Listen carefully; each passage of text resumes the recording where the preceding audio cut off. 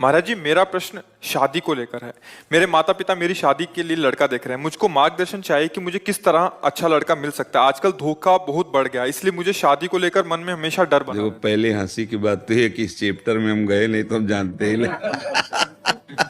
देखो, और दूसरी बात, शास्त्र सम्मत बात है कि अब ये तुम्हारा प्रश्न बड़ा विचारणीय प्रश्न है, क्योंकि आजकल के बच्चे और बच्चियां दोनों चरित्र का महत्व ही नहीं समझ रहे हैं, नहीं समझ रहे।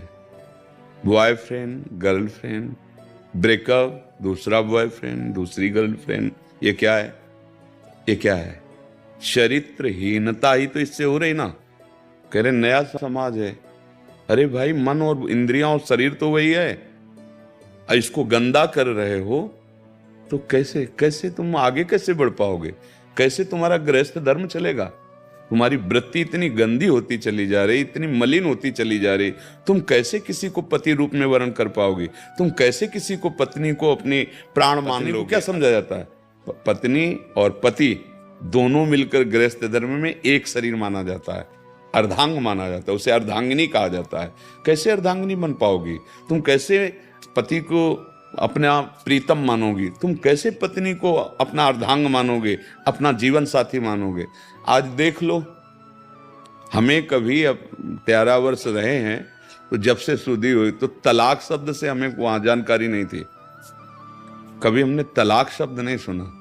माता पिता बढ़िया ब्याह कर दिए और उस बच्ची ने पति को अपना जीवन साथी चुना और घर में प्रवेश किया, और आज जीवन तो उन्हीं से ऐसी संतानें, ऐसी पुत्री पुत्र प्रकट हुए, देशभक्त, भगवत भक्त, मर्यादित। अब क्या हो रहा है? माता पिता से कोई मतलब ही नहीं है। अगर वो कुछ पूछें या जानकारी करें तो और 4 शब्द उल्टा। अगर वो डांटना चाहे तो कहेंगे हम या तो छोड़ के चले जाएंगे या शरीर नष्ट कर लेंगे। अब क्या बोले वो? तो आज की हमारी जो नई पीढ़ी है वो बहुत ही गलत मार्ग की तरफ अपने कदम रख रही है।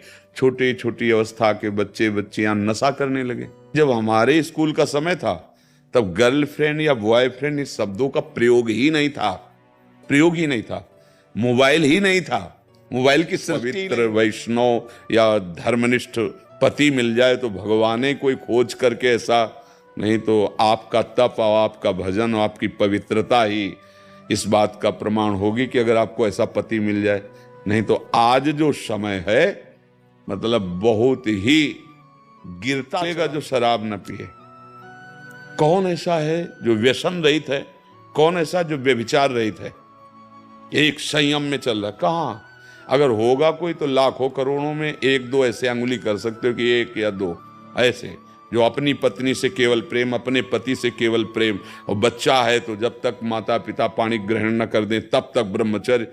भैया, अब इसका उत्तर तो मतलब भगवान ही तुम्हें दे सकते कि तुम्हारा ऐसा पति हो। अब आप कितना तपस्वी हैं, कितना भजन करते हैं, कितना आपने पुण्य कमाया है, उसके फलस्वरूप आपको कैसा मिलेगा? अच्छा, हम तभी आशा रखें आपको सुधारने की जब हम सुधरे हुए हों। तो ऐसे ही अगर आप धर्म के अनुसार नहीं हैं तो आपको असंभव है, ऐसा नहीं मिल सकता। अगर आप धर्म से युक्त हैं तो भगवान ने कहीं ना कहीं तो व्यवस्था की होगी, पर बहुत मुश्किल है। वो भगवान ही मिला दे तो है, नहीं तो बड़ा ही मुश्किल, बड़ा ही मुश्किल है। आप छोटे छोटे बच्चों में ऐसे प्रवीणता, ऐसी बुद्धिमत्ता जो बड़ों में नहीं देखी जाती। उतने बुद्धि, इतने प्रवीण, पर गंदे मार्ग की तरफ।